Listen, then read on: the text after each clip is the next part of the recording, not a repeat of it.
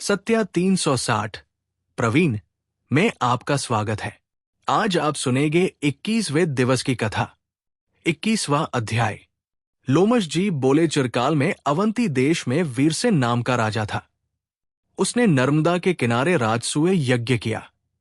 सोने के मंडपों से सुसज्जित मोलह अश्वमेघ यज्ञ भी किए, जिनके खंभे सोने के बनाए गए। ब्राह्मणों को अन्न का बहुत सा दान किया और बहुत सी गौएं, सुंदर वस्त्र और सोने के आभूषणों से युक्त दान दी। वह देवताओं का भक्त और दान करने वाला था। भद्रक नाम का एक ब्राह्मण, जो अत्यंत मूर्ख, कुलहीन, कृषि कार्य करने वाला, दुराचारी तथा अधर्मी था। वो भाई बंधुओं से त्यागा हुआ, इधर उधर घूमता फिरता हुआ देव यात्रियों के साथ प्रयाग में आया और माघ में उनके साथ 3 दिन तक स्नान किया। वो 3 दिन में ही निष्पाप हो गया। फिर वो अपने घर चला गया। वो ब्राह्मण और राजा दोनों एक ही समय मृत्यु को प्राप्त हुए। मैंने इन दोनों को बराबर इंद्रलोक में देखा। तेज, रूप, बल, स्त्री, वस्त्र और आभूषणों तथा पारिजात की माला से दोनों समान शोभित थे। इन दोनों के आगे नाचना और गाना हो रहा था। ऐसा देखकर उसके महात्म्य को क्या कहा जाए। हे ब्राह्मण, प्रयाग में माघ स्नान राजसूय यज्ञ के बराबर होता है। संगम में स्नान करने वाला जम मरण से रहित हो जाता है। गंगा और यमुना के संगम की हवा के अधर्म का स्पर्श से ही बहुत दुख नष्ट हो जाते हैं। अधिक क्या कहें, और किसी भी तीर्थ में किए गए पाप माघ मास में प्रयाग में स्नान करने से नाश हो जाते हैं। मैं पिशाच मोचन नाम का एक पुराना इतिहास सुनाता हूं, सावधान होकर सुनो। इस इतिहास को ये कन्याएं और तुम्हारा पुत्र भी सुने, उससे इनको स्मृति प्राप्त होगी और ये पिशाच योनि से छूट जाएंगे।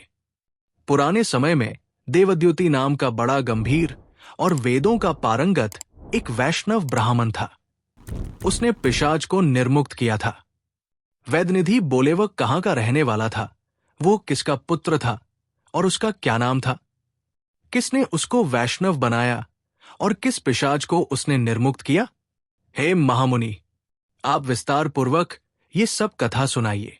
लोमश ऋषि बोले कल्पाक्ष से निकली हुई सुंदर सरस्वती के किनारे पर पर्वत के समीप में इसका रहने का स्थान था, जहां शाल, ताल, तमाल, बेल, बगुला, इमली, चिरबेल, आम, चंपक, सुवर्ण, करंज, कोविदार, केसर, पीपल, तलिख, कर्णिकार, कुंभी, तिंदुक, वावीर, शोलू, चंबीर, पीलू, गूलर, बेंत, खारखोट, आड़ू, करहाट तथा बरगद के पेड़, घोटा, कुटज, पलास, आकाश, जामुन, नीम, कदम्ब, खिरनी, करोंदा, बीजपुर, नारंगी तथा केले के पेड़ों के समूहों से शोभायमान रस वाले नारियल, सदाफल सप्तपर्ण, त्रिपूर्ण, सिरिस, आंवला, करकंधू, लकूट, परिभद्र और वच आदि तथा केतकी, शिशुमार, तगर, कुंद, मल्लिक, कमल कल्हार, मालती तथा चमेली आदि के पेड़ों से है विप्र। ये आश्रम शोभायमान था। जंगल के बीच में पुण्य जल वाली सरस्वती बहती थी। वहां पर सारस मीठे स्वर में कुंजते तथा कोमल शब्द करते थे और भौरे गुंजारते थे। तोता तथा मैना का बड़ा कौतूहल रहता था। वन में अनेक प्रकार के पशु भी विचरते थे। वो जंगल सदैव फल फूल तथा पराग कणों से धूमिल रहता था। संपूर्ण वन मधुमक्खियों के छत्तों से पूर्ण था।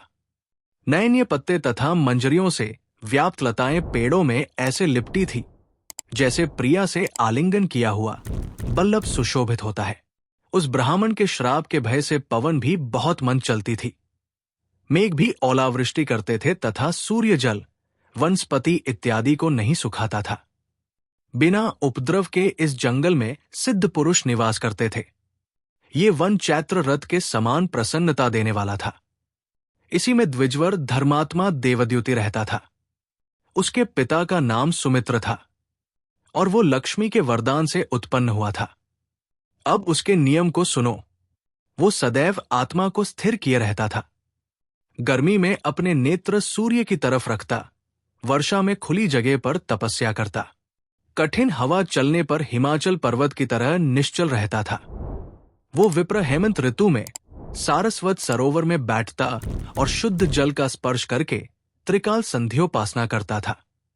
पितर देव ऋषियों को श्रद्धापूर्वक प्रत्येक दिन तर्पण करता था। अग्नि में श्रद्धा से होम करता था। नित्य ब्रह्म यज्ञ करने वाला वो जितेंद्रिय और सत्यवादी भी था। घूमते घूमते थककर विश्राम करता था तथा भगवान हरि की विनती करता था। आप गिरे हुए फल और पत्तियों का भोजन करता था। बिना किसी प्रकार से उद्विग्न हुए तपोनिष्ठ वेद वेदांगों में पारंगत इस ब्राह्मण की नाड़ियां ही दीख पड़ती थी। इसका शरीर सूखकर केवल हड्डियां मात्र रह गई थी। इस प्रकार उसको तप करते हुए वहां पर 1000 वर्ष बीत गए। तब उसके तप के तेज से वो पर्वत प्रकाशमान हो गया।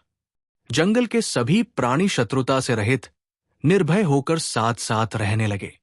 अब उसका दूसरा अन्य अति कठिन नियम और सुनो वो प्रतिदिन नारायण का त्रिकाल पूजन करता था। खिले हुए सुगंधित हजारों फूलों को चढ़ाकर वैदसूक्त की विधि से वो विष्णु के ध्यान में निमग्न रहता था, जिससे विष्णु भगवान अत्यंत प्रसन्न होते। दधीची ऋषि के वरदान से ही वो श्रेष्ठ वैष्णव हुआ। एक संयम उस मुनि ने माघ महीने में एकादशी के दिन आनंद पूर्वक श्री हरि भगवान की सुंदर पूजा करके नम्र विनय किया।